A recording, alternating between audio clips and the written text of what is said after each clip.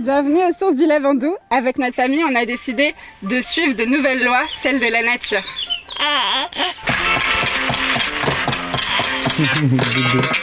Doudou, petit bébé.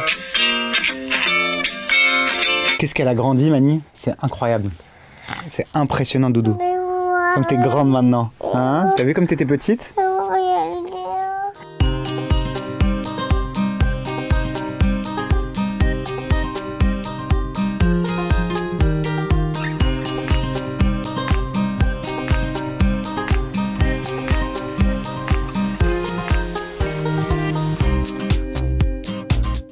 Ça, c'est une belle graine qui pousse. Hein, ma Doudou? Hein? T'es une grande maintenant, hein?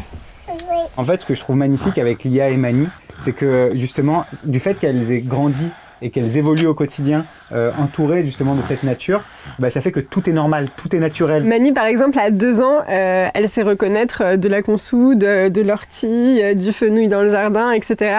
Et ça, c'est assez impressionnant de voir ce qu'ils sont capables de développer.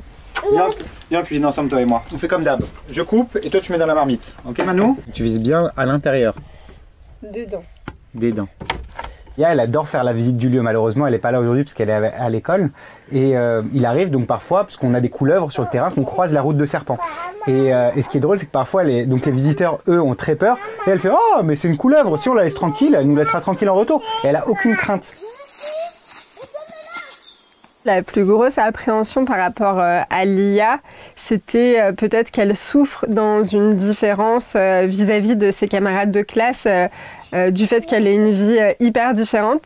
Et en fait, c'est trop chouette parce que c'est devenu au contraire une source de curiosité pour les autres enfants et une source de fierté pour elle. Est-ce que vous aimez vivre dans des cabanes? Oui!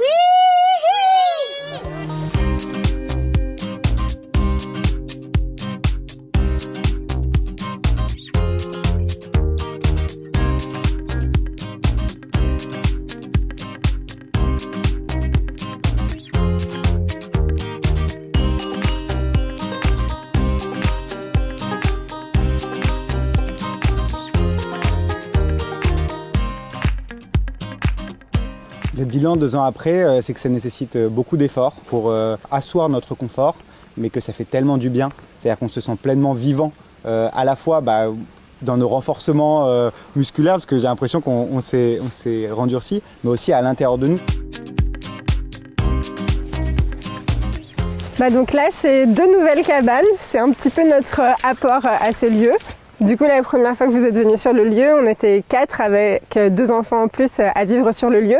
Et maintenant, on est 12. Donc, le fait de faire des chantiers participatifs et de faire connaître aussi tout ce que la désobéissance fertile représente, ça a amené beaucoup de vie sur ce lieu, à la fois en passage, mais aussi des gens qui ont adoré ce mode de vie et qui sont restés vivre avec nous.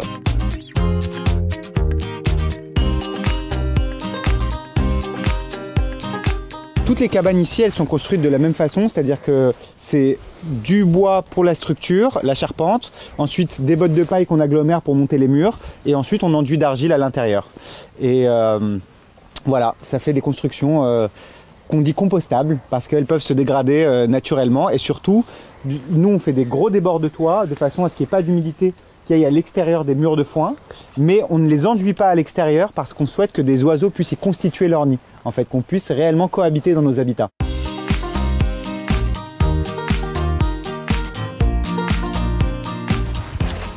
Alors là, on a 2 totems protecteurs, voilà, qu'on a constitués, et derrière un autre observatoire pour évidemment se reposer, mais aussi observer la faune sauvage et pouvoir la recenser.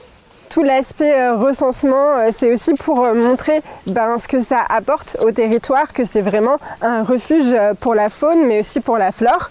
Donc c'est vraiment un point important pour nous de montrer, d'observer et de recenser les espèces qui vivent avec nous.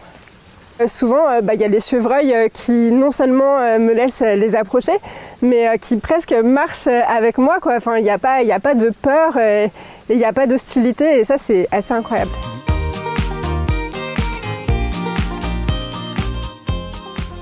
Là, on coupe des branches de saule pour les planter en terre, et en fait, chaque bouture va être un nouvel arbre.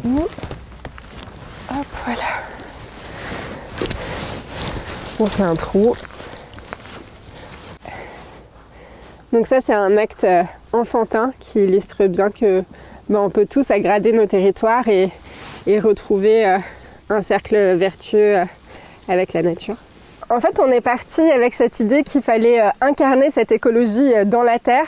Et en fait, ça fait que accroître ce sentiment parce que quand on vit dans les écosystèmes, on est bien plus motivé pour les défendre. En fait, vivre l'écologie hors sol, comme dirait Monsieur Raby, c'est assez compliqué. Et en fait, le fait d'y être, de voir les pénuries d'eau par exemple, parce que cet été, notre source d'eau, elle s'est tarie 1 mois plus tôt que l'année d'avant. Ça fait une écologie qui vient de plus profond dans notre être. Avant, on voyait beaucoup de statistiques, beaucoup de chiffres sur des écrans qui montraient ces extinctions potentielles d'espèces, tous ces dérèglements auxquels on doit faire face.